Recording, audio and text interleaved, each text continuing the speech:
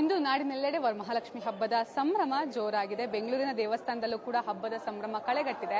ಸದ್ಯ ನಾನಿವಾಗ ಪ್ಯಾಲೇಸ್ ಗುಟ್ಟಳ್ಳಿ ಬಳಿ ಇರುವಂತಹ ಮಹಾಲಕ್ಷ್ಮಿ ದೇವಸ್ಥಾನದಲ್ಲಿದ್ದೀನಿ. ಇಲ್ಲೂ ಕೂಡ ದೇವರಿಗೆ ವಿಶೇಷವಾದಂತಹ ಅಲಂಕಾರವನ್ನ ಮಾಡಲಾಗಿದೆ. ಈ ಒಂದು ಲಕ್ಷ್ಮಿಯನ್ನ ಅಭಯ ಲಕ್ಷ್ಮಿ ಅಂತಲೂ ಕೂಡ ಕರೀತಾರೆ, ಯೋಗಲಕ್ಷ್ಮಿ ಅಂತಲೂ ಸಹ ಕರೀತಾರೆ. ಯೋಗಲಕ್ಷ್ಮಿ ಅಲಂಕಾರದಲ್ಲಿ ದೇವರಿಗೆ ಇವತ್ತು ವಿಶೇಷವಾಗಿ ಅಲಂಕಾರವನ್ನ ಮಾಡಿರುವಂಥದ್ದು ನೀವು ಗಮನಿಸ್ತಾ ಇರ್ಬೋದು. ನಿಜಕ್ಕೂ ಕೂಡ ದೇವಿಯ ಅಲಂಕಾರವನ್ನ ನೋಡ್ಲಿಕ್ಕೆ ಎರಡು ಕಣ್ಣು ಸಾಲದು, ಅಷ್ಟು ಚಂದದ ರೀತಿಯಲ್ಲಿ ಅಲಂಕಾರವನ್ನ ಮಾಡಿರುವಂಥದ್ದು.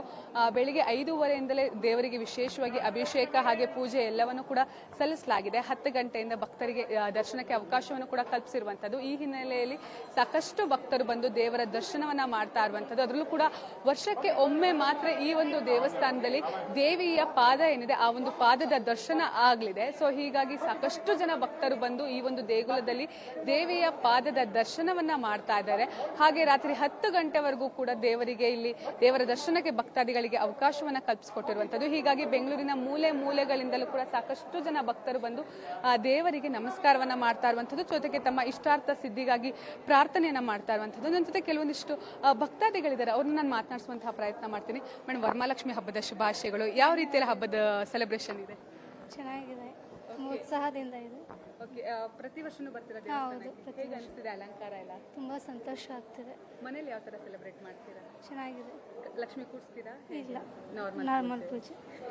ಸರ್, ನೀವೇನ್ ಹೇಳ್ತೀರಾ? ನೀವು ಯಾವ ತರ ಸೆಲೆಬ್ರೇಟ್ ಮಾಡ್ತೀರಾ? ನಾರ್ಮಲ್ ಮೇಡಮ್, ಮನೇಲಿ ಲಕ್ಷ್ಮಿ ಕೂರಿಸಲ್ಲ, ಮಾಮೂಲಿ ಪೂಜೆ ಮಾಡಿ ಅಲಂಕಾರ. ಹೇಗಿದೆ ದೇವಿ ಅಲಂಕಾರ? ಚೆನ್ನಾಗಿದೆ ಮೇಡಮ್, ಪ್ರತಿ ವರ್ಷ ಬರ್ತೀವಿ. ಅಮ್ಮನವ್ರದ್ದು ಪಾದ ದರ್ಶನ ಇರುತ್ತೆ, ನೀವು ಮಾಡ್ಕೊಳ್ಳಿ, ಒಳ್ಳೇದು. ಸೊ ಹಬ್ಬ ಜೋರಿದ್ಯಾ? ಹಾ, ಖಂಡಿತ. ಎವ್ರಿ ಇಯರ್ ತಾಯಿ ಆಶೀರ್ವಾದದಿಂದ ಲೈಕ್ ಎಲ್ಲರಿಗೂ ಚೆನ್ನಾಗಾಗ್ಲಿ. Happy Varamahalakshmi to everyone. ನೀವು ಮನೇಲಿ ಲಕ್ಷ್ಮಿ ಕೂರಿಸ್ತೀರಾ? ಹೌದು ಮ್ಯಾಮ್. ಸೊ ಜೋರಾಗಿ ಕೂರಿಸಿದ್ದೀರಾ? ಹಾ, ಅಂದ್ರೆ ನಾರ್ಮಲ್ ಆಗಿ, ಬಟ್ ಖಂಡಿತ ಎವ್ರಿ ಇಯರ್ ನಾವು ಪೂಜೆ ಮಾಡ್ತಾ ಬರ್ತಿದೀವಿ. ಸೊ ತಾಯಿ ಆಶೀರ್ವಾದದಿಂದ.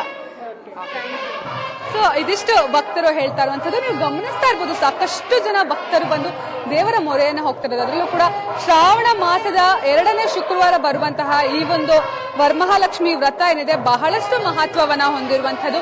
ಇವತ್ತು ನಾವು ದೇವಿಯನ್ನ ಪೂಜೆ ಮಾಡಿದ್ರೆ ಲಕ್ಷ್ಮಿ ನಮ್ಗೆ ಒಲಿತಾಳೆ, ಜೊತೆಗೆ ಲೋಕ ಕಲ್ಯಾಣ ಆಗುತ್ತೆ ಅನ್ನುವಂತಹ ಒಂದು ಪ್ರತೀತಿಯೂ ಕೂಡ ಇರುವಂತದ್ದು. ಹೀಗಾಗಿ ನಾಡಿನ ಎಲ್ಲೆಡೆ ವರಮಹಾಲಕ್ಷ್ಮಿಯ ಸಂಭ್ರಮ, ಜೊತೆಗೆ ನಮ್ಮ ಬೆಂಗಳೂರಿನ ದೇಗುಲದಲ್ಲೂ ಕೂಡ ವರಮಹಾಲಕ್ಷ್ಮಿಯ ಸಂಭ್ರಮ ದುಪ್ಪಟ್ಟಾಗಿರುವಂತದ್ದು.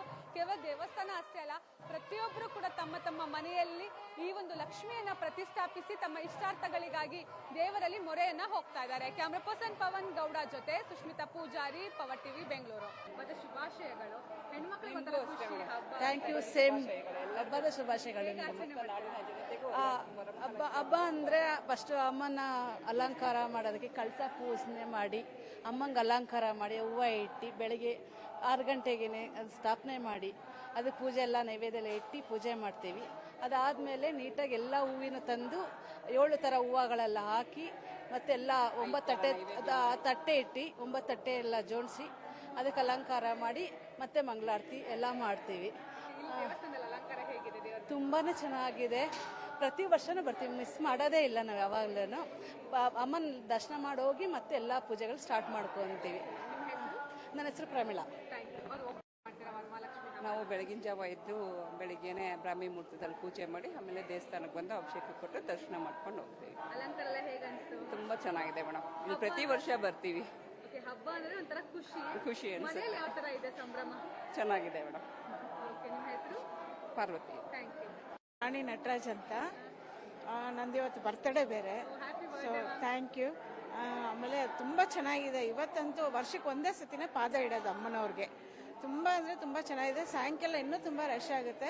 ಅದಕ್ಕೆ ಚಿಕ್ಕ ಮಕ್ಕಳಿಗೆ ಎಲ್ಲ ಅಲಂಕಾರ ಮಾಡಿ ನೋಡಿದ್ರೆ ಅಮ್ಮನೇ ಮನೆಗೆ ಬಂದರು ಅಂತ ಅನಿಸುತ್ತೆ. ಅದಕ್ಕೋಸ್ಕರ ನಿಮಗೆ ಶುಭಾಶಯಗಳು. Thank you ma'am. ನಿಮಗೂ ಕೂಡ ವರಮಹಾಲಕ್ಷ್ಮಿ ಹಬ್ಬ ಶುಭಾಶಯಗಳು. Happy birthday. Thank you. Rani Nataraj. Thank you.